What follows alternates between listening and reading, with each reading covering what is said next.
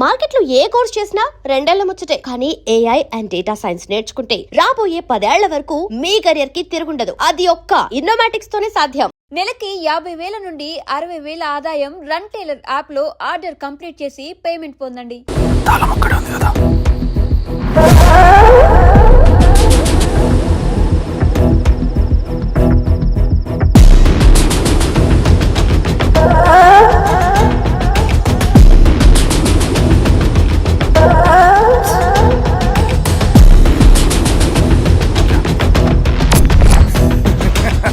రేపు జైల్లో ఆడుకుంటారా badminton? Sir నన్ను ఎందుకు తీసుకొచ్చారు సార్? నాకేం తెలియదు సార్. పేపర్ లీక్ చేసింది. నేను చేయలేదు సార్. నిజంగా నేను చేయలేదు సార్. సార్ నిజం సార్. సార్ రేయ్, నీ తరపున ఎవరు లేరా? వచ్చి ఫోన్ చేసుకో త్వరగా.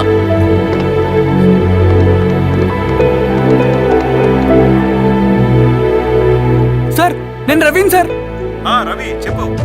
సార్ నేను పోలీస్ స్టేషన్ లో ఉన్నాను సార్. మీరు నాన్న అర్జెంట్ గా రండి sir please sir. Police station ఏమైంది రవి? ముందు మీరు రండి సార్ ప్లీజ్, నేను చెప్తాను సార్. సరే సరే వస్తున్నా. వెళ్ళి కూర్చో. సార్ అయ్యా దండలయ్యా. రే రవి, నాకేం తెలియదు. నీ కొడుకు క్వశ్చన్ పేపర్స్ దొంగతనం చేసి దొరికిపోయాడు. ఎఫ్ఐఆర్ రాసి కేసు పెడితే జైలు శిక్ష పడుతుంది. అలా కాకుండా కేసు క్లోజ్ చేయాలంటే 2 లక్షలు కావాలి. వెళ్ళి తీసుకుంట్రా, అర్థమైందా? ఏయ్, నా సంగతి నీకు తెలుసు కదా. లోపలేస్తే 10 సంవత్సరాలు బయటికి రాడు. వెళ్ళి డబ్బులు కొట్టరా.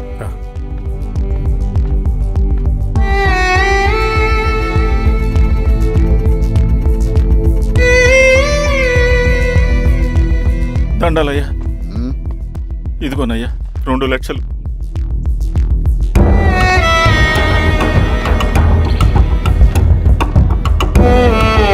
రేయ్, ఆయన పంపించండి రా.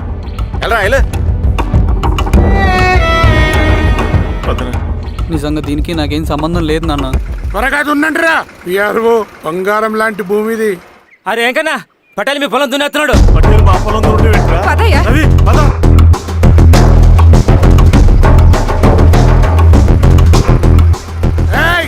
కానీ ఏంట్రా? అయ్యా పటేల్ అయ్యా, మా పొలంలో మీరు దున్నుతున్నారండి. నా పొలంలో నేను దున్నకుంటే వాడు దున్నుతాడా? అన్యాయం అయ్యా. ఏంద్రా అన్యాయము? పొలం అమ్మినావు కదా, కొనుక్కున్న పొలంలో దున్నుతుంటే అన్యాయం అంటారేంట్రా? విఆర్ఓ ఆ పేపర్లే చూడరా, మంచిగా చూసుకుంటారా. పొలం అమ్మేవానన్నా? అమ్మలేదురా, తాకట్టు పెట్టా. ఏయ్, తాకట్టు కాదురా, నువ్వమ్మావు, నేను కొన్నాను. నేను అమ్మలేదయ్యా. వీడు నా దగ్గర 2 లక్షలు తీసుకొని ఈ పొలం అమ్మాడు. 2 లక్షలా? ఎందుకో? మీ వాడు చేసిన నిర్వాకం వల్ల చదువుకోరా అని కాలేజీకి పంపితే ఆడుతూ పాడుతూ ఎగ్జామ్ ఫెయిల్ అవుతాడని తెలిసి ఆ పేపర్ లీక్ చేశాడు వీడు. ఏంటయ్యా ఇది? పోలీస్ కేసు అవుతుందని తెలిసి వీడు నా దగ్గరకు వచ్చి 2 లక్షలు తీసుకుపోయి వాడిని బయటికి వినిపించిండు. ఏం రా, అంతేనా కదా? ఇది అన్యాయం అయ్యా. నేను అమ్మలేదయ్యా. నేను అమ్మలేదయ్యా. అవి దొంగ కాగితాలయ్యా. ఏం తమాషా చూస్తుండ్రా? పని చేసుకోకండి. ఇవి దొంగ కాగితాలయ్యా. నన్ను నమ్మండయ్యా. దొంగ పేపర్. అవును. చాలా కొడుకా. నేను అమ్మలేదే. వాళ్ళు మమ్మల్ని మోసం చేశారు. వాళ్ళు మమ్మల్ని మోసం చేశారు.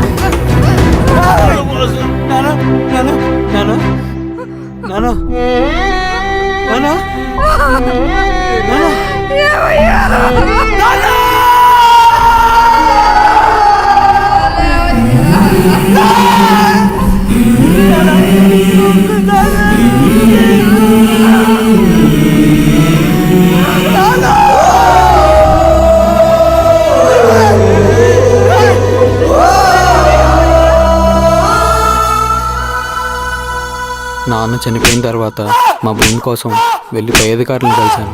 కానీ వాళ్ళు కూడా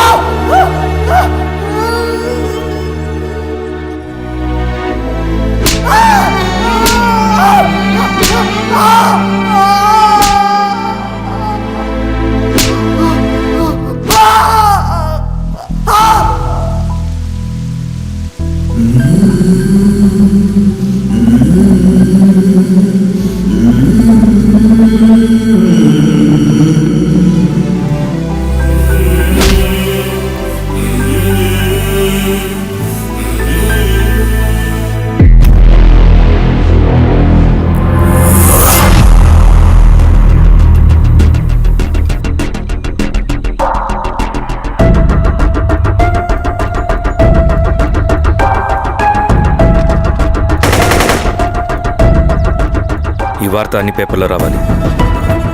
ఈ లెటర్ బాధితుడికి అందించండి. లాల్ సలాం. లాల్ సలాం.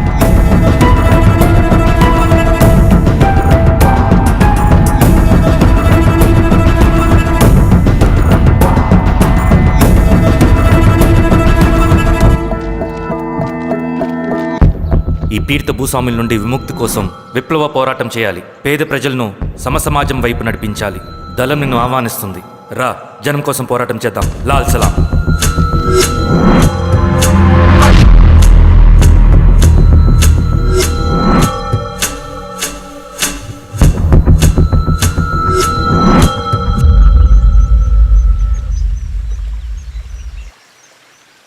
నాకు పట్టిన గతి ఇంకెవ్వరికీ పట్టకూడదని ఉద్యమంలోకి వచ్చాను. ఇన్ఫార్మర్గా చేరాను.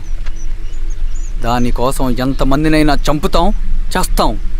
కానీ మేము అనుకున్న సమాజం తీసుకొస్తాం. కమ్యూనిస్ట్ రాజ్యాన్ని స్థాపిస్తాం. సమాజమా అంటే? రష్యాలో, చైనాలో, వియత్నంలో మా కమ్యూనిస్టులు విప్లవం ద్వారా సాధించిన ఆదర్శ సమాజం. Lenin, Stalin, Mao, Che Guevara, Fidel Castro సృష్టించిన కులాలు, మతాలు, వర్గాలు, వర్ణాలు లేని ఒక సామ్యవాద స్వర్గం. అదే మేం కలలుగనేది. దానికోసమే మేం పోరాడేది. నాకు తెలిసి నాజీ పార్టీలో గోబెల్స్ తర్వాత అంత ప్రొపగాండా మీ కమ్యూనిస్టులు తప్ప ఈ ప్రపంచంలో ఎవ్వరూ చేసుండరు. ఉక్కు మనిషి స్టాలిన్, మానవీయుడు మావో, ఎర్ర జెండా వెలుగు ఇలాంటి కమ్యూనిస్టు పుస్తకాలు చదివితే ప్రపంచవ్యాప్తంగా కమ్యూనిస్టులు సాగించిన మారణ హోమాల గురించి నీకు తెలీదు రవి. స్టాలిన్ మొత్తం ఎంతమందిని చంపాడో తెలుసా? 2 కోట్ల మందిని. మనుషుల్ని చంపడంలో హిట్లర్నే మించిపోయాడు. చాలా మందిని సైబీరియన్ లేబర్ క్యాంపులకు పంపి దారుణంగా హింసించి మరీ చంపేశాడు. 2వ ప్రపంచ యుద్ధంలో బెర్లిన్ని ఆక్రమించిన రష్యన్ సైనికులు 8 ఏళ్ల నుండి 80 ఏళ్ల వయసులో కంటికి కనపడిన ఏ స్త్రీని వదలకుండా సామూహిక మానభంగం చేశారు.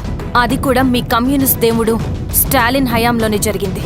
ఇక మీ మావోయిస్టుల భగవంతుడు China chairman Mao Zedong great leap forwarded cultural రెవల్యూషన్ల పేరుతో 14 నుంచి 20 మిలియన్ల ప్రాణాలని పొట్టన పెట్టుకున్న మహానుభావుడు. ఇది మీ కమ్యూనిస్ట్ దేవుళ్ళు రాసిన రక్త చరిత్ర.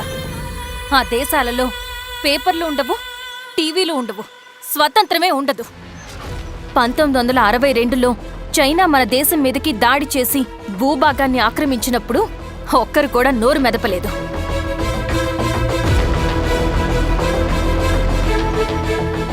కమ్యూనిస్టుల మానసపుత్రులైన మీ నక్సలైట్లు ఏమైనా తక్కువ తిన్నారా? పశ్చిమ బెంగాల్లోని నక్సల్బరి అనే గ్రామంలో 1965లో జోతేదార్ల దౌర్జన్యానికి వ్యతిరేకంగా పుట్టిందే మీ ఉద్యమం. A for arms, B for Bengal, C for Charu Majumdar. చారు మజుందార్ చెప్పిన స్టేట్మెంట్ గుర్తుందా? వర్గశత్రువుని ఖతం చేసి వాడి నెత్తుట్లో చేతులు ముంచని వాడు విప్లవకారుడు ఎలా అవుతాడు?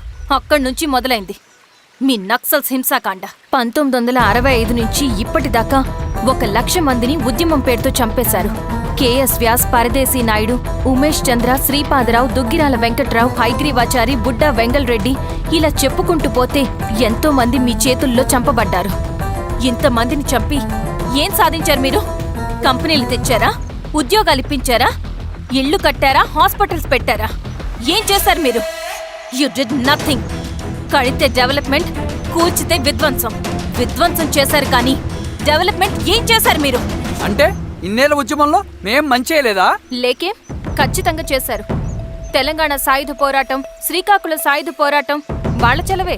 భూస్వాములు తగ్గి కూలీ రేట్లు పెరిగాయి అంటే అది మీ చలవే. నంబూద్రిపాద్, జ్యోతి బసు, సోమనాథ్ చటర్జీ, పుచ్చలపల్లి సుందరయ్య, తరిమెల నాగిరెడ్డి, చంద్ర రాజేశ్వరరావు, నల్లా నరసింహులు ఒక్కొక్కరు ఒక్కో లెజెండ్. కానీ వీళ్ళు ప్రజానాయకులు. తుపాకీ పట్టి అడవిల్లోకి వెళ్లలేదు. ఎలక్షన్స్ లో గెలిచి ప్రజా సమస్యల్ని పరిష్కరించారు. కానీ మీరేంటి ఎలక్షన్స్ వద్దు అంటున్నారు? ఒక తుపాకీతో మనిషి ప్రాణాలు తీసే బదులు ఒక పెన్నుతో 10 మంది ప్రాణాలు కాపాడొచ్చు. మీలాంటి వాళ్ళు ఉండాల్సింది ఎర్ర జెండా నీడలో కాదు, దేశ జెండా నీడలో. చంపుకుంటూ పోతే ఒకరోజు మనకిష్టమైన వాళ్ళని కూడా చంపుకోవాల్సి వస్తుంది రవి. నా మాట విను. ఇవన్నీ వదులుకుని నాతో రా. ఈ అడవి బయట నీకు గొప్ప ఫ్యూచర్ ఉంది. రా. సంతకం పెట్టండి శిరీష. నేనెందుకు చెప్తున్నానో అర్థం చేసుకోండి. రవి, సంతకం పెట్టండి.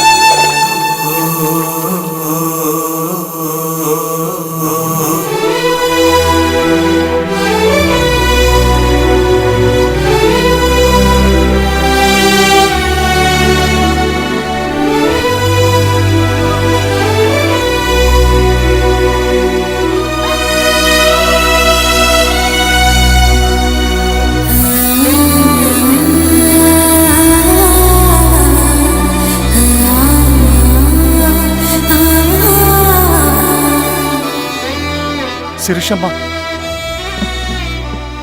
నేను కొన్నాళ్ళు ఒంటరిగా ఉండాలనుకుంటున్నాను. అర్థం చేసుకోండి. అది కాదమ్మా. స్వామి, నేను నీకు కబురు పెడతాను. అమ్మా అమ్మా హ్మ్.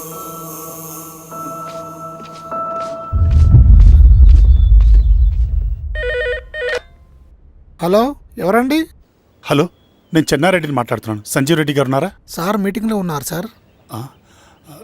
శిరీషమ్మ ఇంట్లోంచి వెళ్ళిపోయింది సార్ ఏం చేయాలో అర్థం కావట్లేదు. ఒకసారి సంజీవ్ రెడ్డి గారికి ఆ అమ్మాయి గురించి చెప్పండి. చెప్తా సార్.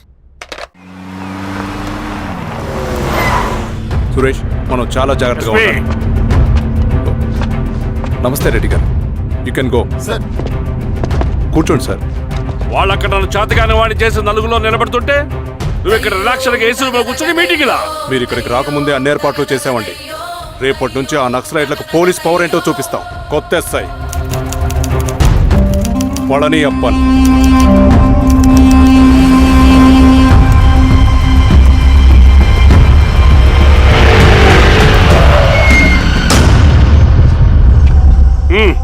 ఏదోటి చేయండి త్వరగా.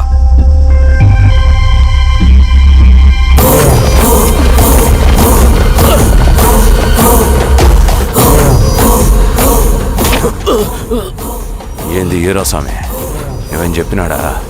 లేదు సార్. చాలా సిన్సియర్ అనుకుంటుంది. అవును సార్. మన సిన్సియారిటీ కూడా చూపియాలి కదా.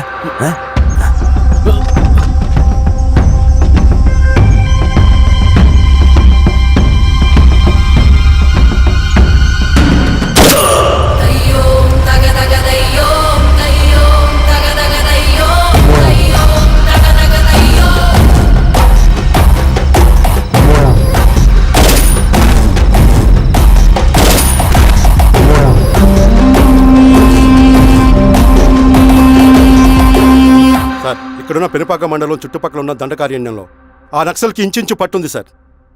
వాళ్ళ కనసైగల్లో ఇదంతా జరుగుతుంది సార్. ఇక్కడ వాళ్ళకి స్ట్రాంగ్ ఇన్ఫార్మర్స్ ఉన్నారు సార్. స్ట్రాంగ్ ఇన్ఫార్మర్సా? అదేందో చూడండి. కేసు ఫైల్ చేయమంటావా? ఏంటి గొడవ సార్, గంజా కేసులో దొరికాడు సార్. నాకేం సంబంధం లేదు సార్. పోలీసులు నన్ను ఇరికిస్తున్నారు సార్. నర్మే ఏందా గోలా? సార్, మన పోలీస్ చెకింగ్లో ఆటోలో గంజాయి దొరికిందండి సార్. ఆ ఆటో డ్రైవర్ నాకు సంబంధం లేదు అంటున్నాడు. గంజాయా? ఒంట్లో నీకు పిలవండి. మీరు బాండి. ఈరోజామి గారు సార్. కూకో. నీ పేరేంది? రాజప్ప సార్. కూకో. ఎవరు? లంకపురం సార్. కూకో కూకో కూకో. ఏం చేస్తా అంటావు? ఆటో డ్రైవర్ని సార్. కూకో. నీ అబ్బాయి ఎన్నిసార్లు చెప్పాలనిక? వయసులో పెద్దోడిని, పోలీసోడిని, నాకు ఒకే విషయం 10 మార్లు చెప్పడం ఇష్టం ఉండదు. అర్థమైందా? కూకో.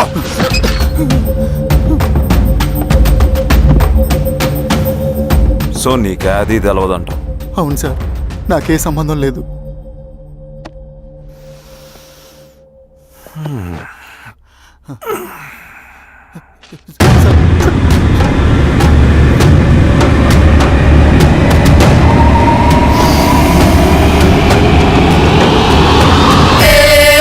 సో నువ్వు లేత గంజాయి తోటలో తిరుగుండావు.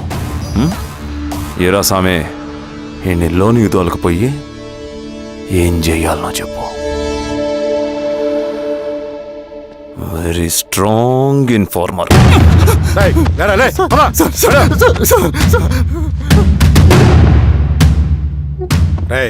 ఆ నక్సల్స్ కనిపిస్తే ఈ సొరకాయ బొర మీద ఈ బటన్ నొక్కు, మాకు సిగ్నల్ వస్తుంది.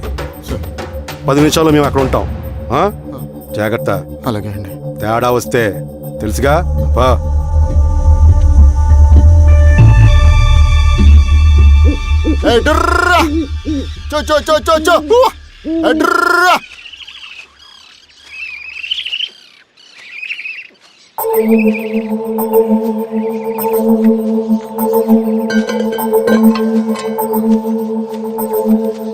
ఏయ్, ఎవరా నువ్వు? అన్నా, నా గొర్రెలు తప్పోయన్నా, ఎత్తుకుంటూ ఇక్కడికి వచ్చాను. ఇటువైపు ఏం రాలేదు. పో. లేదన్నా, ఇటువైపే వచ్చాయన్నా. రాలేదని చెప్పానా? పో.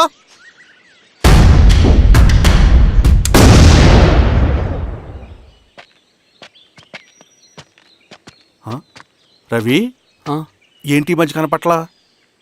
అన్నా అది అవునులే, అమ్మాయి గారు లేనప్పుడు నువ్వెందుకు వస్తావు? నువ్వెలా ఉన్నావు అన్నా? ఏం బాగుంటాను రవి, మంచి చేసే మనుషులు ఊళ్ళో లేనప్పుడు ఊరెలా బాగుంటుంది, నేను ఎలా బాగుంటాను? వస్తారు.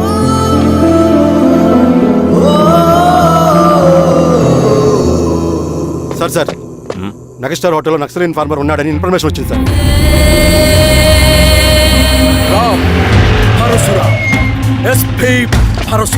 అన్నా ఈ క్యాప్ నాకు సూట్ అయింది, ఈ డ్రెస్ నీకు సూట్ అయింది అన్నా.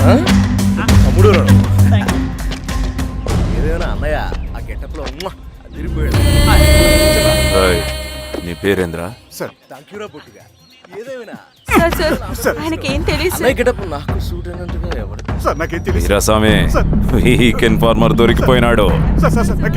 సార్ సార్ సార్ ఏమేం సార్? రేయ్, ఎవడ్రా నువ్వు? మనోడి సార్. ఏయ్, ఇవ్వండికి.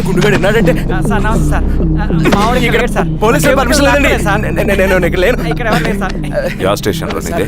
ఆ? అంటే అదండి ఇది అన్నయ్య రామ్ పరశురామ్ చిరంజీవి గారు. తీరా చేంజ్ అవ్వండి సార్ నోట్. తీరా, బటన్ తీ, బటన్ తీ. సార్ అలాగే చేస్తాను సార్. వేస్తే ఆయన అన్నయ్యాలా, లేకపోతే నేనే వెయ్యాలా? కరెక్టే సార్. తోట తీస్తారా రే?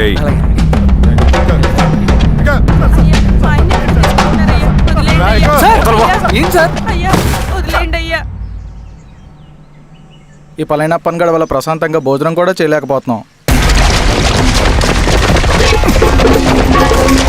వీరాస్వామి,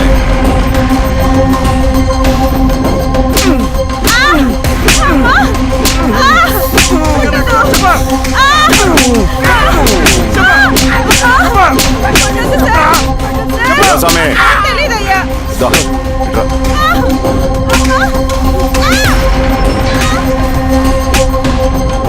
ఏదైనా చెప్పినారా? చెప్పట్లేదు సార్. చెప్పలేదా?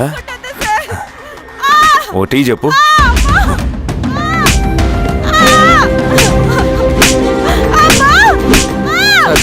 టీ.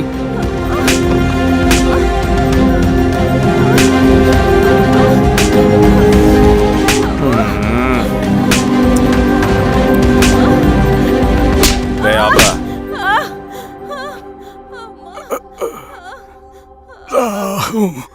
అడిగిన దానికి సమాధానం చెప్తే ఈ బాధలన్నీ తప్పుతాయిగా. దాహం వేస్తోందా? నీ దాహం నేను తీరుస్తాగానే నాకు కావాల్సిన ఇన్ఫర్మేషన్ నువ్వు ఇస్తావా? ఇస్తావా?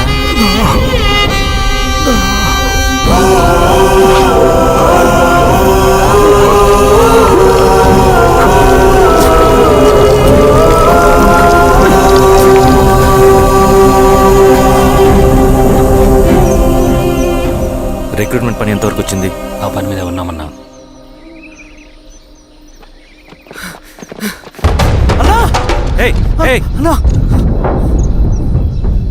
నువ్వేంట్రా ఇలా వచ్చావు? మన దళ సభ్యుల్ని, ఇన్ఫార్మర్స్ ని పోలీసులు చిత్రహింసలు పెట్టి చంపేస్తున్నారు. మన జీవితాన్ని పనంగా పెట్టి మన కుటుంబాలను త్యాగం చేసి ఈ అడవిలో ప్రజల కోసం పోరాడుతుంటే ఈ ఎన్కౌంటర్స్ ఏంటన్నా? రవి, ఇలాంటప్పుడే ధైర్యం కోల్పోకూడదు. చనిపోయిన ప్రతి నక్సల్ రక్తం పొట్టుకి సమాధానం చెప్పే సమయం వస్తుంది. కంగారు పడకు రవి. ఇలాంటప్పుడు నువ్వు బయట తిరగడం మంచిది కాదు. మాతో పాటు రా. అన్నా పద.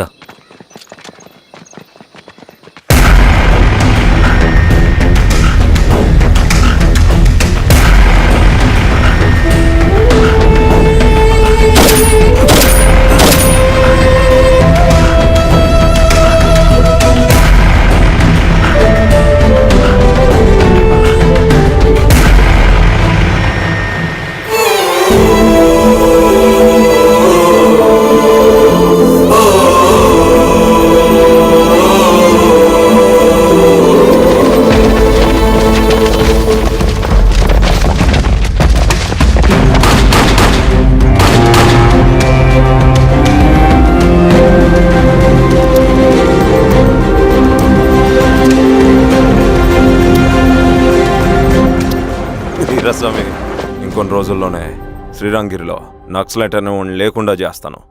మీరు నక్సల్స్ ని ఎన్కౌంటర్ చేస్తానన్న న్యూస్ నిజమేనా? అందరూ రిమాండ్లో ఉన్నారు. సింగనన్న ఎన్ని రోజుల్లో పట్టుకోబోతున్నారు? ఈరోజామే సార్ ఎన్ని రోజుల్లో పట్టుకుంటారంటే దానికి ఏమైనా ముహూర్తం ఉంటుందా? పట్టుకున్నాక చెప్తానులే. శ్రీరామగిరి గ్రామ అడవుల్లో జరిగిన కోంబింగ్ ఆపరేషన్ లో దొరికిన నక్సల్స్ ని రిమాండ్ కు తరలిస్తున్నామని ఎస్ఐ పళనియప్పన్ తెలిపారు. మిగిలిన నక్సల్స్ ని కూడా త్వరలోనే పట్టుకుంటామని, అక్కడ సింగన దళమే లేకుండా చేస్తామని చెప్పారు. ఇంకొన్ని రోజుల్లోనే శ్రీరాంగిరిలో నక్సలైట్ అనే లేకుండా చేస్తాను. లాల్ సలాం కామ్రేడ్. లాల్ సలాం. న్యూ రిక్రూట్మెంట్ కోసం కుర్రాళ్ళు వచ్చారు. పిలు. రండి.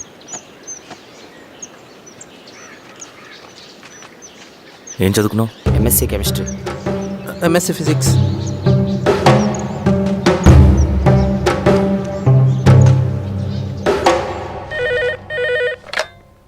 హలో బాబాయ్, నేను. అమ్మా శిరీష, ఎక్కడున్నావు? ఎలా ఉన్నావు అమ్మా? నేను బాగున్నాను బాబాయ్. నేను ఎలక్షన్లో పోటీ చేద్దాం అనుకుంటున్నాను. చాలా మంచి మాట చెప్పావమ్మా. But one condition. ఏంటమ్మా? అది నేను మిమ్మల్ని పర్సనల్గా కలిసి చెప్తాను. సరేరా, రేపు ఇంటికి రా, మాట్లాడుకుందాం. సరే బాబాయ్.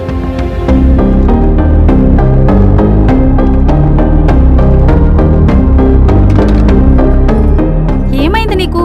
ఇంత జరిగిన తర్వాత కూడా మళ్ళీ ఎలక్షన్స్ అంటున్నావు? తప్పదు స్వప్న. రవి కోసం ఇది చెయ్యాలి. ఈ ఎన్కౌంటర్స్ ఆపకపోతే రవికి ప్రమాదం. నేను ఎలక్షన్స్లో నిలబడతానంటే వాళ్ళు ఎన్కౌంటర్స్ ఖచ్చితంగా ఆపుతారు. అదెలా? నేను తప్ప వాళ్ళకి వేరే ఆప్షన్ లేదు. ఉండుంటే ఇప్పటికే ఎలక్షన్స్ జరుగుండేవి. రేపు బాబాయ్ని కలుస్తాను. స్వామి, రవి దగ్గరికి పోనీ.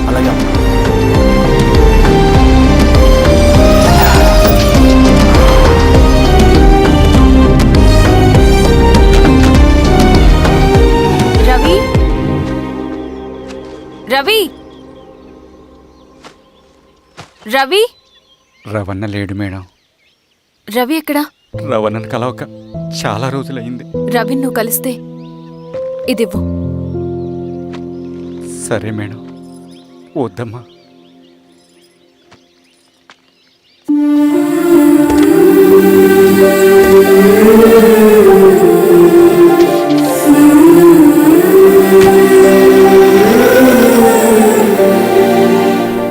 రామా శిరీష, రా. ఎలా ఉన్నావు? బాగున్నాను బాబాయ్. దా కూర్చో.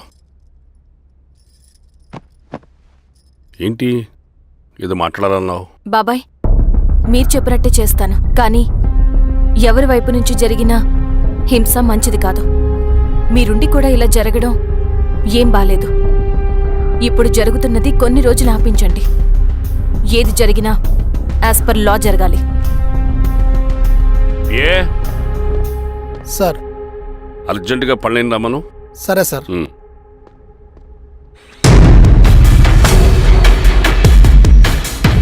కారంతో కడుపు నింపుకోవాల్సిన పరిస్థితి వచ్చింది.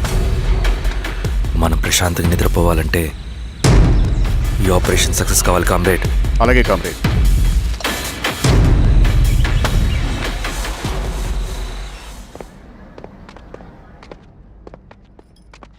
నమస్కారం సార్. పళ్ళని పిలిచారంట? అది ఇప్పుడు జరిగే ఎన్కౌంటర్స్ అన్ని కొంతకాలం ఆపండి సార్. Okay sir. మా శిరీష, ఈయన పళ్ళని కొత్త ఎస్ఐ. నమస్తే మేడం. నమస్తే. పళ్ళని సార్. అమ్మాయి ఎలక్షన్ నిలబడుతుంది. టైట్ సెక్యూరిటీ ఇవ్వండి. జాగ్రత్త సార్. ఏం జరిగిందా నీదే బాధ్యత. అలాగే సార్. టైం అవుతుంది. వెళ్దాం పద. మేడం, మీరు మన ఊరికి వస్తే నేను సెక్యూరిటీ ప్రొవైడ్ చేస్తాను. పళ్ళని సార్. ఎలక్షన్స్ అయ్యేంతవరకే. సరే అమ్మా. ఎస్పీ గారితో నేను మారుతా. అలాగే సార్. వస్తానమ్మా. సరే బాబు. జాగ్రత్త. మేడం పదండి.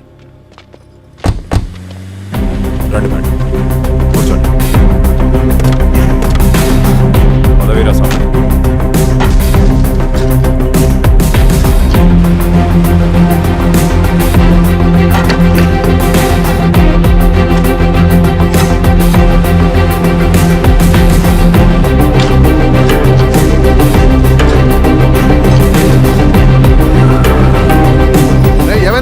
రోడ్డు పని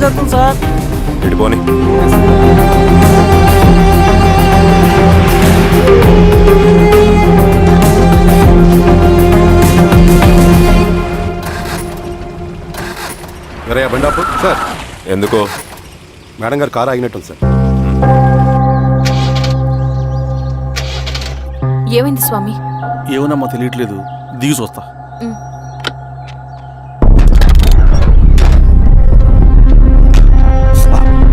అమ్మా ఫ్యాన్ బెల్ట్ దిగిపోయిందమ్మా.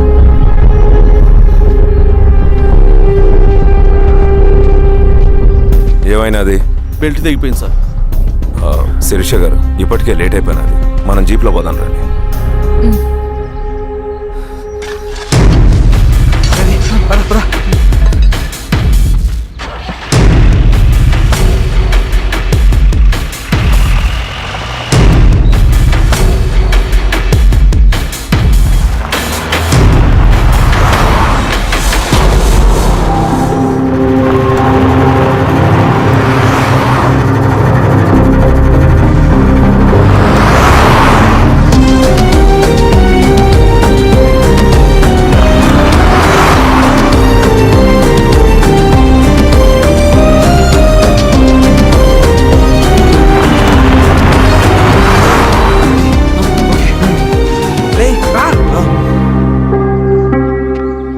నిమిషాల్లో మీరు గుడ్ న్యూస్ వినబోతున్నారు కామ్రేడ్.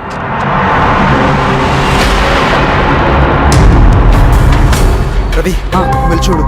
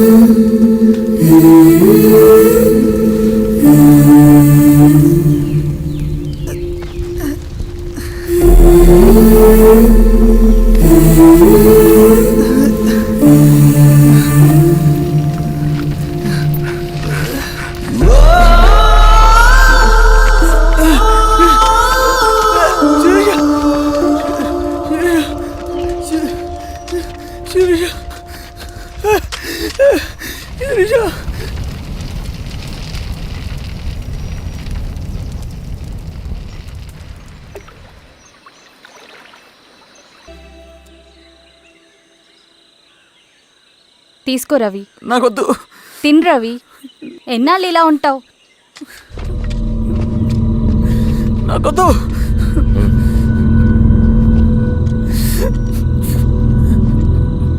అక్కడ పెట్టేసి తిను.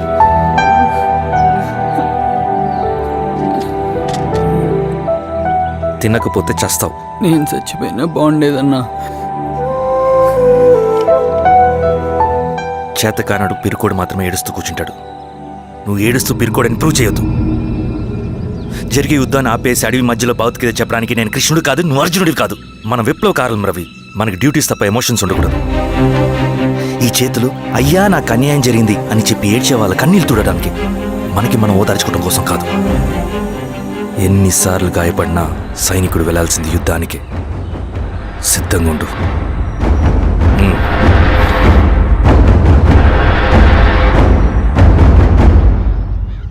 Sebastian, Greyhounds commander. DGP recommendation అంటే చాలా పవర్ఫుల్ అని మీ ఉద్దేశం, కానీ వాడు మీకంటే ప్రతిదానికి ఒక స్ట్రాటజీ ఉంటుంది.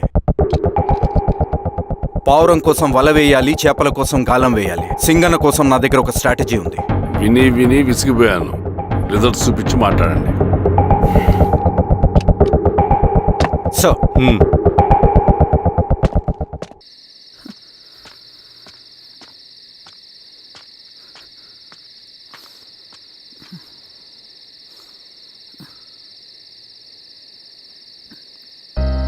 ఏమైపోయావన్నా ఇన్ని రోజులు? అసలు ఎలా ఉన్నావన్నా?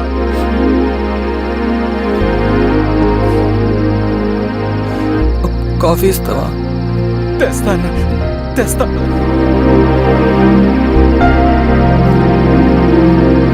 ఇదిగో అన్నా.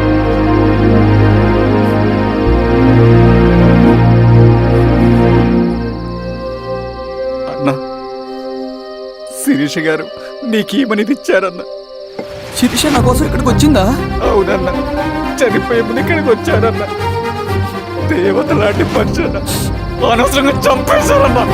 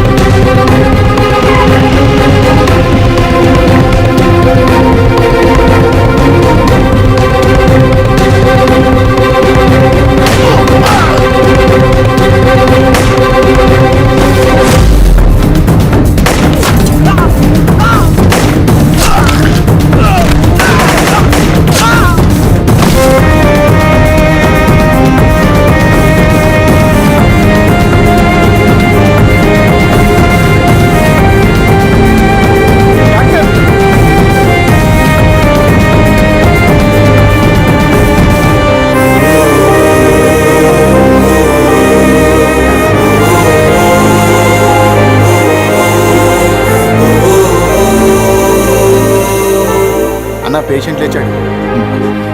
అన్నా అన్నా ఎక్కడికన్నా?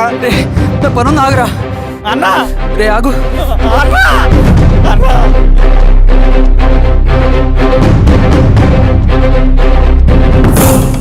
నక్సల్ నాయకుడు సింగన్న లొంగుబాటు ఎంతో కాలంగా శ్రీరామగిరి చుట్టుపక్కల పోలీసులని తీవ్ర ఆందోళనకు గురి చేసిన ప్రజా ప్రతిఘటన దళ నాయకుడు సింగన్న నేడు గ్రేహౌండ్ పోలీసుల సమక్షంలో జనజీవన స్రవంతిలో కలిసిపోయాడు. తన తదుపరి కార్యాచరణ త్వరలో వెల్లడిస్తానని సింగన్న చెప్పారు.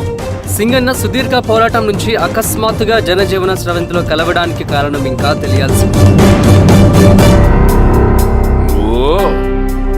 స్ట్రాటజీ గురించి చెబుతుంటే నేను ఏమో అనుకున్నా. 100 గొడ్లను తిన్న రాబందు గాలివానకే సచ్చిందంట. ఆ గాలివాన పేరేంటో తెలుసా? సబాషియన్, సూపర్ సబాషియన్. ఒక్క సుక్క మనోళ్ళ రక్తం చెందకుండా నువ్వు అంత పెద్ద నక్సలైట్ ని పట్టుకున్నావంటే బా, నీ స్ట్రాటజీ మామూలు కాదబ్బా. నాకు ఇచ్చిన కమిట్మెంట్ మాత్రం మర్చిపోద్దు సార్.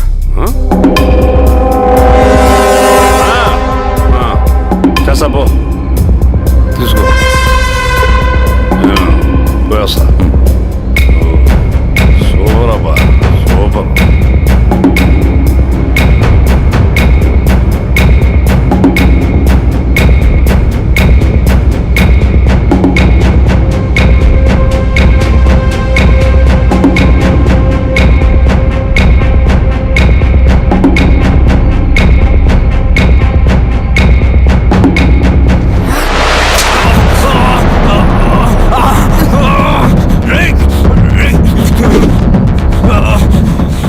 నువ్వు అన్నెక్కడ?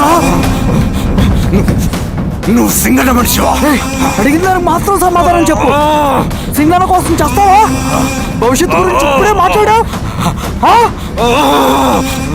జీవితం మీద రాసుంటే చెప్పరా? నాకు టైం లేదు. చెప్పను. నీ గొంతులో దిగిన మామూలు కత్తి కాదు, విషం పూసిన కత్తి. 2 నిమిషాల్లో నీ చావా బతుకో డిసైడ్ అయిపోతాయి. చెప్పు. చెప్తాను. శ్రీనివాస లాడ్జిలో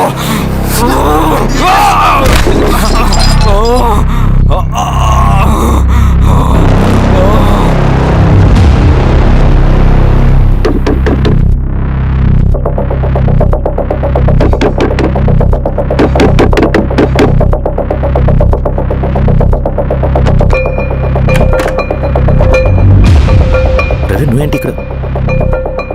సర్లే లోపల.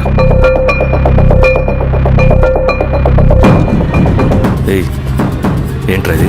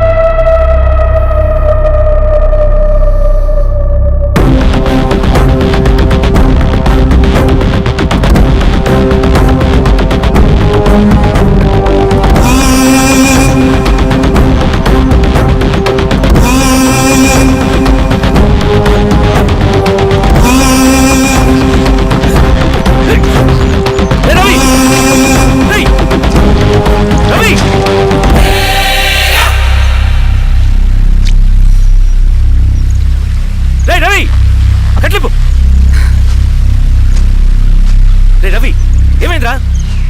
వచ్చి కట్లిప్పు. ఏమైందిరా నీకు? కట్లిప్పు. రే, ఆ పోలీసుకు లొంగిపోవటం, ప్రెస్ మీట్లో మాట్లాడటం అంతా నిజం అనుకుంటున్నావా? రే, అవంతా ఒక స్ట్రాటజీరా. యుద్ధంలో శత్రుబలు పెరిగినప్పుడు మనం మొండిగా ఎదురెళ్ళకూడదు. లొంగిపోయినట్టు నటించాలి. అది నిజంగా లొంగిపోవటం కాదురా, శత్రువుని ఏమార్చడం. నేను అదేరా చేశాను. అది నిజం అనుకోకు. ముందు కట్టిలిపురవి. విప్లవంలో నష్టం అన్ని వైపు నుంచి వస్తుంది. నువ్వు నేను ఇంకా మిగిలి ఉన్నాం కదా, ఇంకొక దళాన్ని నిర్మితాం, విప్లవాన్ని కొనసాగిద్దాం. ముందు కట్లిపురా. ఏంట్రా నువ్వు మాట్లాడిన ప్రతిసారి నాకు చప్పట్లు కొట్టాలనిపిస్తుంది అన్న. నువ్వు చెప్పేది నమ్మాలనిపిస్తుంది. ఇప్పుడు కూడా నమ్మేవాడిని కానీ ఇది ఆపుతుంది. మతం మత్తుమందు లాంటిదన్నాడు కార్ల్ మార్క్స్. కానీ అంతకన్నా పెద్ద మత్తుమందు కమ్యూనిజం. ఆ కమ్యూనిజం మత్తులో నుండి నిన్ను బయటకు తీసుకురావడానికి బలమైన సాక్ష్యం కావాలని నాకు అర్థమైంది. ఎలక్షన్ నుంచి విత్డ్రా అయ్యాక నేను నా ఫ్రెండ్ స్వప్న వాళ్ళ ఇంటికి వెళ్ళాను. రే అర్జెంట్గా 25 లక్షలు కావాలరా. Thank you.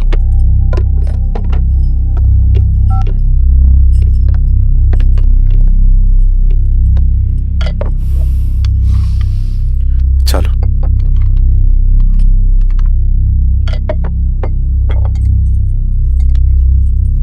చాలు. చలో అని చెప్పాను కదా, అర్థం కాదే? ఏవండి ఏవండి ఏమైంది స్వప్న?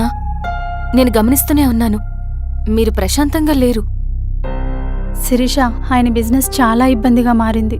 బయట అప్పు తెచ్చి మరీ ఇన్వెస్ట్ చేశారు. వర్క్స్ అన్ని సగంలో ఆగిపోయాయి. కాంట్రాక్టర్స్కి బాగానే మిగులుతాయి కదా. ఆయన ఏదీ క్లియర్గా చెప్పరు.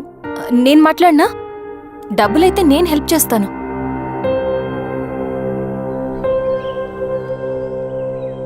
అన్నయ్య, చెప్పమ్మా.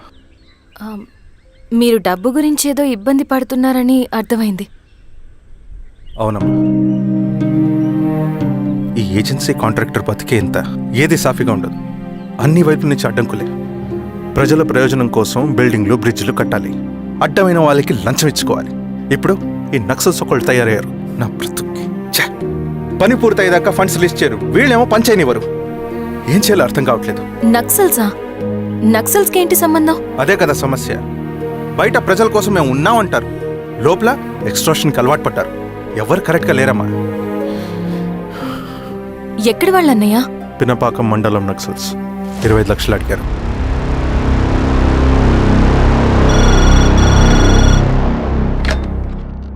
హలో ధర్మ, ఆ సింగన దళం గురించి నీకు ముఖ్యమైన విషయం చెప్పాలి. సరే, ఓకే, బాయ్. నీతో పర్సనల్గా మాట్లాడాలి. బయటకెళ్ళు. చెప్పు. అన్నయ్య చనిపోయిన తర్వాత ఎలక్షన్స్ లో పోటీ చేసిన నన్ను సింగన్న దళం కిడ్నాప్ చేశారు. కానీ అక్కడ ఒక వ్యక్తిని చూశాను. ఆ వ్యక్తిని అన్నయ్య చనిపోయే ముందు తన దగ్గర డబ్బులు తీసుకోవడం గమనించాను. ఆ క్షణమే సింగన్న దళంపై నాకు అనుమానం వచ్చింది. I'll take care.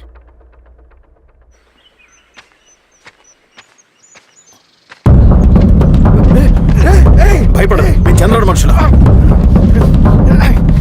నన్నేం చేయకండి. కూర్చోబెట్టండి. మీకు కావాల్సింది దీంట్లో ఉంది.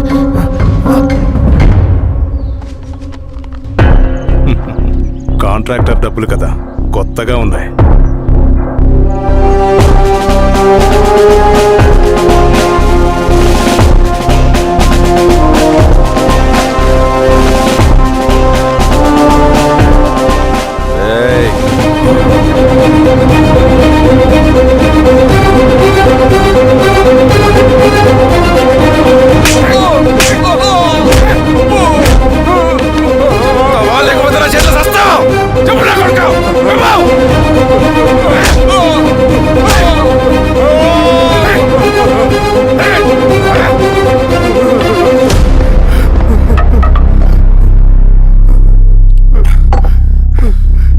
వీళ్ళ అన్న మీదున్న ప్రేమ అభిమానం ముందు మన పోలీసు లాఠీలు ఓడిపోయాయి. చంద్రన్ ఎన్కౌంటర్ ఎలాగూ పోతాడు. కానీ విచిత్రం ఏంటంటే వాడి భార్య నర్సమ్మ, కూతురు మమత, కొడుకు నరేష్ మరో ఎన్కౌంటర్లో పోవడం చాలా బ్యాడ్ న్యూస్. చెప్పు శిరీష, ఏం చేయమంటావు? నువ్వు ఒక డెసిషన్ తీసుకున్న తర్వాత ఎవరి మాట వినవు కదా. ఏ దాస్ సార్. రేపు మార్నింగ్ న్యూస్ పేపర్ వద్దని చెప్పు. సరే సార్. తెలిసిన విషయం మళ్ళీ మళ్ళీ చదవాలంటే చాలా బోరింగ్. నేను చెప్తాను సార్, జరిగింది మొత్తం నేను చెప్తాను సార్. సింగన్న దగ్గర నేను 20 సంవత్సరాల నుంచి పనిచేస్తున్నాను సార్. పేదవాళ్ళ కోసం అన్న చేస్తున్న ఉద్యమంలో మేమందరం చాలా కష్టపడి పనిచేసేవాళ్ళం. కానీ ఒకరోజు నేను చెప్పినంత చెప్పి ఈశ్వర్ రెడ్డి దగ్గర 10 లక్షలు తీసుకురండి. దేనికన్నా ఇదంతా? దేనికేంటి? మొన్న ఆ కాంట్రాక్టర్ దగ్గర నుంచి, నిన్న బిల్డర్ దగ్గర నుంచి, ఈరోజు ఈశ్వర్ రెడ్డి దగ్గర నుంచి. అధికారం కోసం. డబ్బు ఉంటే అధికారం వస్తుంది, అధికారం ఉంటే డబ్బు వస్తుంది. నాకు రెండూ కావాలి. హిట్లర్ పెయింటర్ అవుదామని అకాడమీలో జాయిన్ అవ్వాలనుకున్నాడు, కానీ పనికిరాడని చెప్పి రిజెక్ట్ చేశారు. హిట్లర్ ఏం చేశాడు? నాజీ పార్టీ పెట్టి జూస్కి అగేన్స్ట్గా అందరినీ కూడగట్టి ప్రపంచాన్ని ఉనికిచ్చాడు. మొహమ్మద్ అలీ జిన్నా నేషనల్ కాంగ్రెస్ పార్టీలో ఎదగాలనుకున్నాడు, ఎప్పుడూ పట్టించుకోలేదు. ముస్లిం లీగ్ పార్టీ పెట్టి ఇండియాని రెండుగా చీల్చేశాడు. పాకిస్తాన్కి ప్రధానమంత్రి అయ్యాడు. ప్రపంచంలో ఎక్కడైనా సరే 2 కులాలు, 2 మతాలు, 2 ప్రాంతాల మధ్య చిచ్చు పెడితే చాలు, అధికారం వెతుకుంటూ మన కాళ్ళ దగ్గరకు వస్తుంది. జమ్మూ అండ్ కాశ్మీర్ నుంచి మహారాష్ట్ర, గుజరాత్ ఎక్కడైనా సరే, ఎవరైనా సరే ఇదే గేమ్. నేను అంతే. ఒక మామూలు కార్యకర్తగా దళంలో చేరాను నేను. కానీ ఈరోజు న్యూస్ పేపర్లైనా సరే, జనాల్లో అయినా సరే, ఎక్కడైనా సరే ఒకే పేరు, Singanna, Singanna, Singanna. And I love that. Naxals కొంటే ఈ అడవినే శాసిస్తాం, రాజకీయాల్లోకి వస్తే రాష్ట్రాన్ని శాసిస్తాం. చంద్ర, మన చదువులకి, మన తెలివితేటలకి ఈ అడవిలోనే మగ్గిపోవాలా? నువ్వే ఆలోచించుకో. ఆ మాటలు విన్న నేను ఆలోచనలో పడ్డాను. తన స్వార్థం కోసం ఉద్యమమును పెడదారి పట్టిస్తున్నాడని అప్పుడే అర్థమైంది. కానీ నాకు వేరే దారి లేదు. సింగన్న ఆదేశం ప్రకారం మేము వెంటనే వెళ్ళి ఈశ్వర్ రెడ్డిని కలిశాం. సింగన్న పార్టీ ఫండ్ కోసం 10 లక్షలు ఇమ్మన్నారు. ఆ డబ్బులు ఇస్తే రైతు కూలీ సమస్య ఉండదని చెప్పమన్నారు. అంత డబ్బా నేనెందుకు ఇవ్వాలి? నువ్వు గెలుస్తావనే భ్రమలో ఉన్నావు. ప్రజలంతా అమాయకులు కాదు రెడ్డి. ఈ ఊళ్ళో ఏం జరుగుతుందో నువ్వు మాకు చెప్పక్కర్లేదు. మీకు పార్టీ ఫండ్ ఇస్తే మాత్రం నేను గెలుస్తానని గ్యారంటీ ఏంటి? తప్పకుండా గెలుస్తావు. ఆలోచించుకో, తెలివైన వాడివి.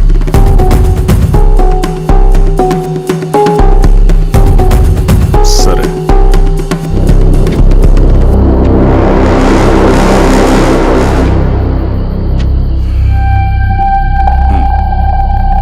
కానీ నాదో కండిషన్. నేను సింగన్ని పర్సనల్గా కలవాలి. చూస్తా. కానీ ఒక విషయం, ఈ మ్యాటర్ బయటికి రాకూడదు. జాగ్రత్త. సింగన్న స్ట్రాటజీ ప్రకారం మాకు ఈశ్వర్ రెడ్డి దగ్గర నుంచి డబ్బులు వచ్చాయి. అప్పుడు నరసింహుల్ని పిలిపించి, నువ్వు ఎలక్షన్ నుంచి విత్డ్రా అవ్వాలి నరసింహులు. విత్డ్రానా? 30 సంవత్సరాల తర్వాత వచ్చిన అవకాశం అన్నా ఇది. గెలిచే ఎన్నికల్లోంచి తప్పుకోమంటారేంటి? ఎందుకన్నా? నిన్ను ఈ ఎలక్షన్లో నిలబెట్టింది కమిటీయే, విత్డ్రా చేయమనేది కమిటీయే. సెంట్రల్ కమిటీ ఏం డిసైడ్ చేసినా అది మనం ఫాలో అవ్వాలి. మనకి వేరే ఆప్షన్ లేదు.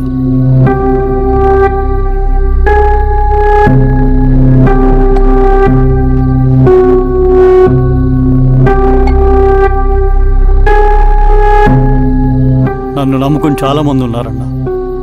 మీరు వద్దన్నా సరే నేను ఇండిపెండెంట్గా పోటీ చేస్తా. నీ పట్టుదల నాకు అర్థమైంది నరసింహులు. సెంట్రల్ కమిటీతో మరొకసారి నేను మాట్లాడతాను. కొంచెం వెచ్చి, తొందరపడద్దు. లాల్ సలాం. లాల్ సలాం. తన మాటకి ఎదురు చెప్పిన నరసింహుల్ని క్రూరంగా హత్య చేయించి, ఆ హత్యను ఈశ్వర్ రెడ్డి చేయించాడని అందరినీ నమ్మించి, ఆ తర్వాత ఈశ్వర్ రెడ్డిని కూడా. ఏంటి ఈశ్వర్ రెడ్డి గారు, కలుద్దామనుకున్నాం కానీ ఇలా కలుస్తామనుకోలేదు. ఏంటంత కోపం? ప్రజానాయకుడు నరసింహులు చంపినందుకు నీకు మరణదండనే. ఇంతకీ నన్ను ఎందుకు కలుద్దామనుకున్నావు? నరసింహ చావుకి నాకు ఏ సంబంధం లేదు. నిన్ను కలిసి ఊరు సమస్యలు, ప్రజా సమస్యలు పరిష్కరించు. అడవికి సింహం రాజు. అడవైనా ఊరైనా ఈ సింగన్నే రాజు.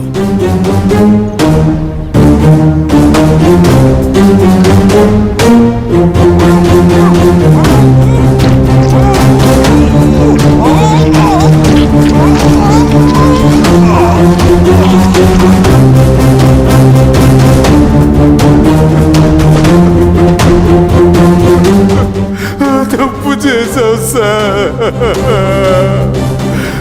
మొత్తం సింగన్నే చేశాడు. ఇంకా చెప్పాల్సింది ఏదైనా ఉందా? శిరీష ఆ రోజే చెప్పిందన్నా. ఇన్నాళ్ళ పోరాటంలో ఏం జరిగిందన్నా? ఏమీ లేదు. శిరీష వల్ల వాళ్ళ ఊర్లో రైతులకు భూములు వచ్చాయన్నా. నీ వల్ల చాగి అన్యాయంగా గొంతు కోసుకున్నాడన్నా. నరసింహులు, ఈశ్వర్రెడ్డి, ఇంకెందరో అమాయకులు నీ అధికార దాహం వల్ల బలైపోయారు.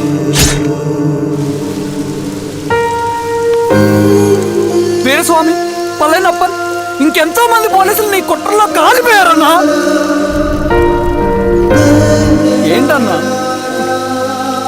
నీ వెనుకున్న పాపానికి మన దళ సభ్యులు ఎంతో మంది అమాయకులు చచ్చిపోయారు.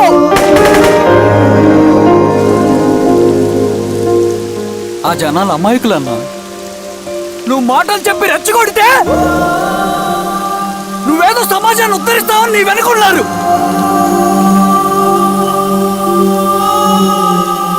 వాళ్ళకి కావాల్సింది కరప్షన్ లేని సమాజం. అది ఊరైనా అడివైనా.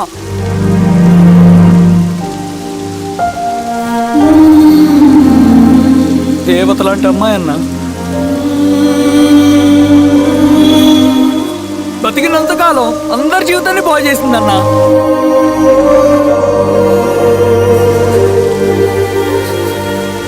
నా చేతులతో చంపించావు. నన్ను మనిషిని కాకుండా చేశావు. ఈ జెండా అడ్డు పెట్టుకుని చేస్తున్న దురాఘాతాలు, ఈ సిద్ధాంతపు ముసుగులో జరుగుతున్న హింస, దోపిడీ, మోసం అన్నీ ఆగాలి, ఆగిపోవాలి.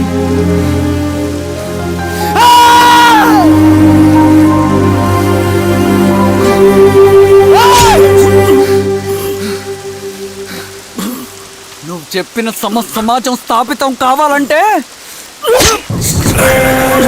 నువ్వు సమాధి కావాలి.